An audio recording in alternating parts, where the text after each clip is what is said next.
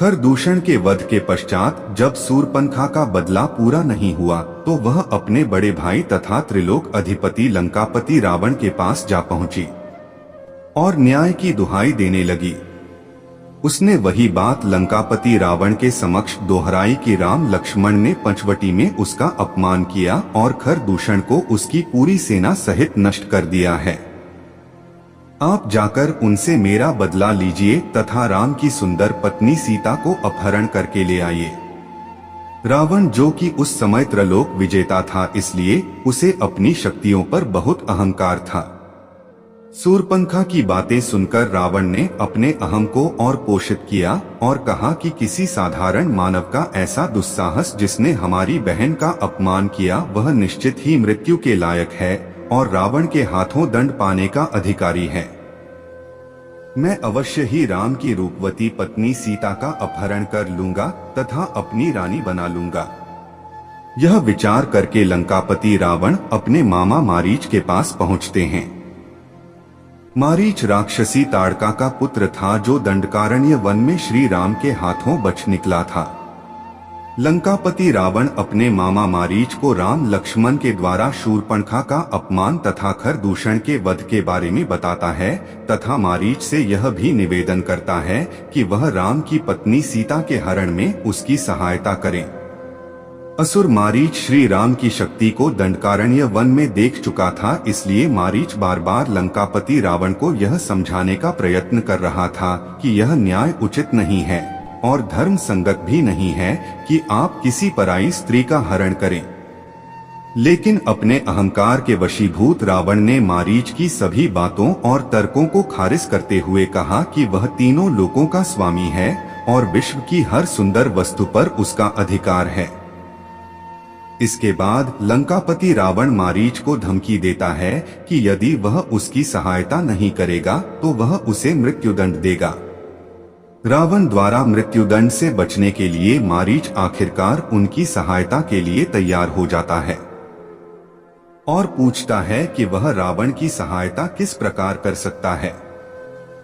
तब लंकापति रावण मारीच को कहते हैं कि तुम एक अद्भुत स्वर्ण मृग हिरण का रूप धारण करो जिसके सींग सोने के हों तथा जिसकी चमड़ी सुनहरे रंग की हो। ऐसे अद्भुत हिरण को देखकर सीता अवश्य ही उसकी मांग करेगी और राम लक्ष्मण को उसका शिकार करने के लिए बोलेगी। जब राम लक्ष्मण उस सुनहरे मृग हिरण के पीछे पीछे जाएंगे तब मैं सीता का हरण कर लूंगा। रावण की बात मानकर मारीच एक अद्भुत सुनहरे हिरण का रूप धारण करके श्री राम लक्ष्मण की कुटिया की तरफ जाकर विचरण करने लगता है। सीता जी की नजर जब उस हिरण पर पड़ती है तो वह उस स्वर्ण मृग के सुंदर रूप को देखकर मोहित हो जाती है। कुटिया में आकर वह श्री राम लक्ष्मण को उस स्वर्ण मृग के बारे में बताती हैं और इच्छा जाहिर करती हैं कि वह मृग उन्हें चाहिए। सीता के इच्छा का मान रखते हुए श्री राम लक्ष्मण को वहीं छोड़कर हिरण रूपी मारीच के पीछे धनुष बाण लेकर चल पड़ते हैं। श्री राम को अपनी ओर आता देखकर योजना के अनुसार मृग के वेश में मारीच कुटिया से दूर भाग जाता है, जिसके पीछे श्री राम भी चले जाते हैं। कुछ समय तक स्वर्ण मृग के पीछे भागते हुए श्रीराम उस पर बाण चला देते हैं। बाण लगते ही मारीच श्री राम के जैसे स्वर में चिल्लाने लगता है, हे सीते हे लक्ष्मण, हे सीते हे लक्ष्मण। श्री राम जय स्वर में अपना और लक्ष्मण का नाम सुनकर सीता जी को यही लगता है कि श्री राम पर कोई संकट आ गया है और वह मदद के लिए लक्ष्मण तथा उन्हें पुकार रहे हैं। इसलिए सीता जी लक्ष्मण को तुरंत अपने भैया की सहायता के लिए जाने को कहती, लेकिन लक्ष्मण उनकी बात मानने से मना कर देते हैं, क्योंकि लक्ष्मण जी को पता था कि श्री राम का कोई कुछ भी बिगाड़ नहीं सकता, यह किसी असुर की चाल हो सकती है। लेकिन अपने पति के ऐसे स्वर सुनने के बाद सीता जी को शांति नहीं हो रही थी और वह लक्ष्मण को बार बार जाने के लिए कहती है। जब लक्ष्मण नहीं मानते तो वह उन्हें अपशब्द कहने लगती हैं। अंत में लक्ष्मण जी के पास कोई और रास्ता नहीं होता, इसलिए वह सीता जी की सुरक्षा के लिए कुटिया के दहलीज के पास एक रेखा खींच देते हैं और बोलते हैं कि जो भी इस रेखा को पार करने की कोशिश करेगा वह जलकर भस्म हो जाएगा।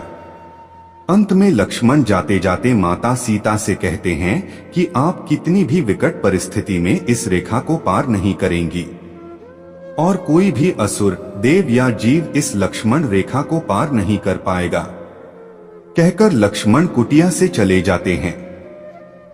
लक्ष्मी जी के जाते ही कुटिया के आसपास झाड़ियों में छुपा हुआ रावण बाहर निकलता है और कुटिया के अंदर जाने की कोशिश करता है।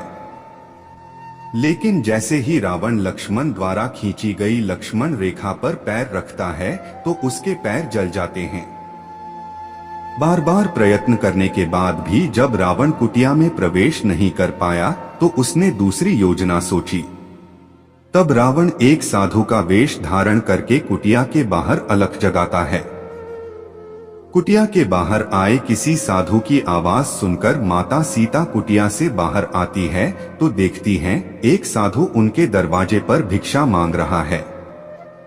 भिक्षा लेकर सीता कुटिया से बाहर आती हैं और लक्ष्मण रेखा के पास आकर खड़ी हो जाती और रावण साधु को बोलती है कि वह आकर भिक्षा ले ले, क्योंकि वह इस रेखा से बाहर नहीं आ सकती। इस पर साधु के भेष में रावण बोलता है कि तू शायद हमें नहीं जानती है, हम परम तपस्वी साधु हैं, यदि तुम बाहर भिक्षा लेकर नहीं आई तो मैं तुम्हारे पति को श्राप दे दूंगा। अपने पति श्री राम को साधु क्रोध के अनिष्ट से बचाने के लिए सीता जी रोते हुए लक्ष्मण रेखा को पार करके साधु के पास चली जाती है। फिर बोलती हैं, मुनिवर कृपया करके मेरे पति को श्राप मत देना, मैं भिक्षा लेकर आ गई हूँ। सीता जी को अपने समीप आया देखकर रावण अपने वास्तविक रूप में आ जाता है और देवी सीता का हरण करके बलपूर्वक अपने पुष्पक विमान में बैठाकर विमान को आकाश में ले जाता है।